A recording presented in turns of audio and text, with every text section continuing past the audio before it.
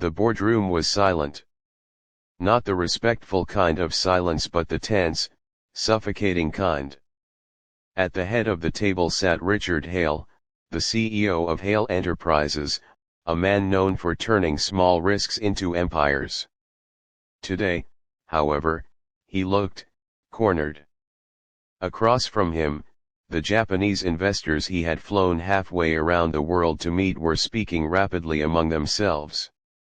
The translator he hired, his expensive translator, was fumbling, lost in the swirl of technical terms and cultural nuance. Richard's face reddened. $50 million. That was the size of the deal slipping through his fingers. And then, a small voice broke through the tension. "Excuse me. I can translate." Every head turned. The voice didn't come from an executive, or an interpreter, or even Richard himself. It came from an 8-year-old girl with a shy smile, Lila Carter. The daughter of a struggling single dad who had no business being in that boardroom at all. Scene 1, The Single Dad. 2 weeks earlier. Daniel Carter's alarm went off at 4:30 a.m. The sound was harsh, but routine. He rolled out of bed quietly so he wouldn't wake Lila, his daughter. She was curled up in a blanket that was a little too thin for the early spring chill. Daniel wasn't rich. In fact, he was barely getting by. He worked 2 jobs, a delivery driver by day and a janitor by night. His sneakers were worn, his hands calloused, and yet when he looked at Lila he felt rich in a way no paycheck could measure. "Daddy," Lila's sleepy voice came from the bed. "You should be asleep, bug," Daniel whispered. "You forgot your lunch again," she said, handing him a sandwich she clumsily wrapped in foil. His heart ached. She was 8 years old, but already carrying burdens she shouldn't have to. Scene 2, The Unexpected Encounter. Later that day, while delivering lunch orders to an office downtown, Daniel collided with a man in a suit. Papers scattered. Coffee spilled. "Oh God, I'm so sorry." Daniel scrambled. The man sighed heavily, glaring. "Do you have any idea what you just..." He stopped short, recognizing the delivery uniform. He looked Daniel up and down with thinly veiled contempt. It was Richard Hale, the CEO. The kind of man Daniel imagined when people said self-made billionaire. "Watch where you're going," Richard muttered coldly. Daniel felt the sting, but kept his head down. "Yes, sir." But Lila, who had been waiting for her dad in the lobby, rushed forward. "You don't have to be mean to my daddy," she said, her little fists balled. Richard blinked, startled. For a brief moment, something softened in his eyes. But he shook it off, straightening his tie. "Teach your daughter about respect." And with that, he walked away. Scene 3, An Overheard Talent.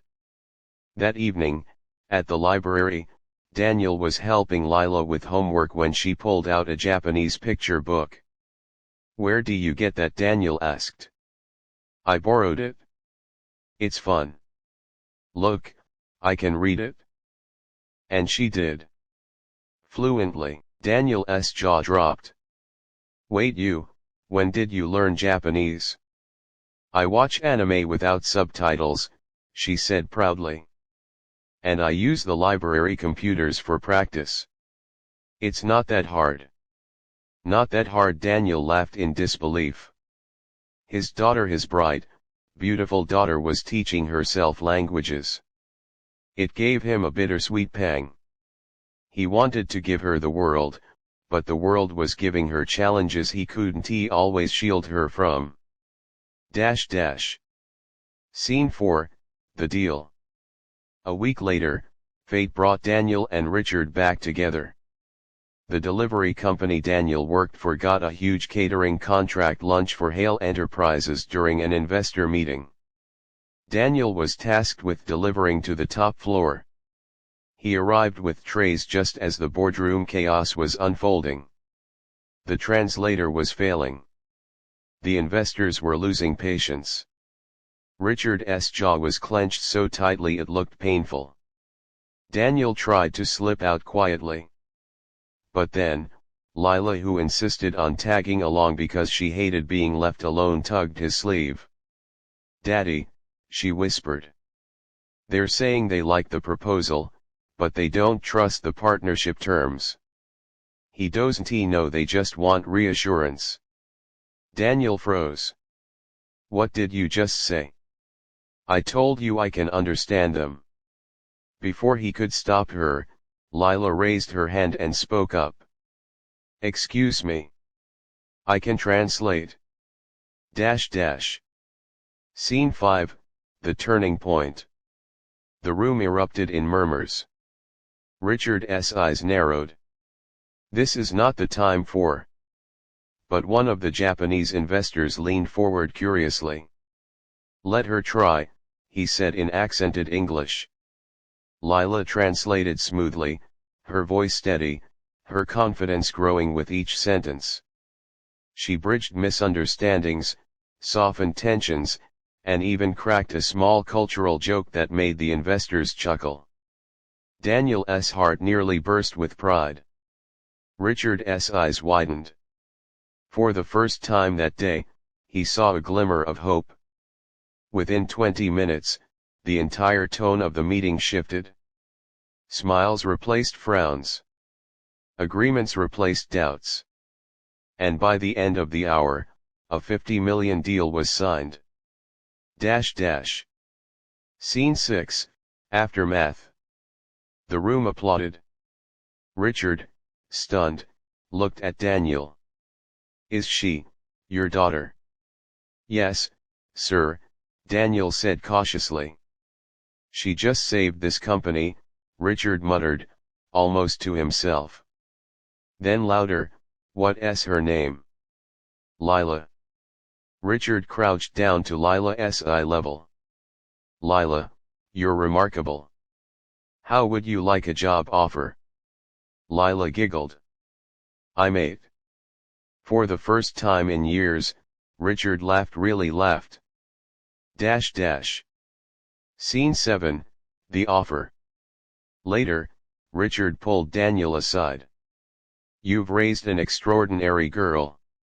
I owe you both." Daniel shook his head. "You don't owe us anything. She just wanted to help." But Richard insisted. He offered Daniel a position at Hale Enterprises, stable hours, good pay, and room to grow. More importantly, he offered to sponsor Lila's education. Daniel's throat tightened. "Why would you do this for us?"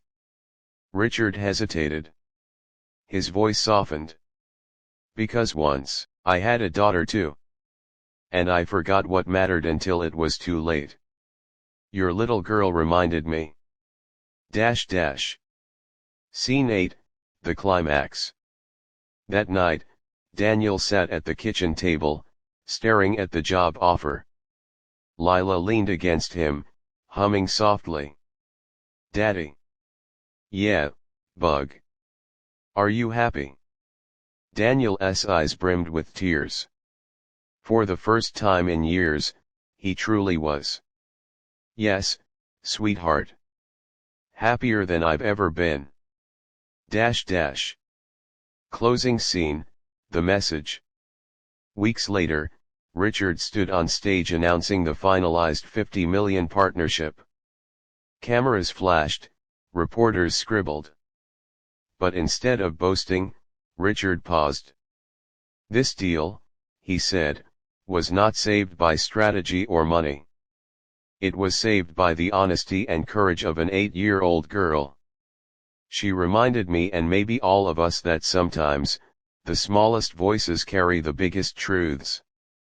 Backstage, Daniel hugged Lila tightly. She beamed, whispering, "See, Daddy, sometimes kids can help adults too." And for once, Daniel didn't feel like he was struggling alone. He felt like he and his daughter were building a future together. Sparkle's ending note. This story isn't about billion-dollar deals or CEOs. It's about kindness. About listening.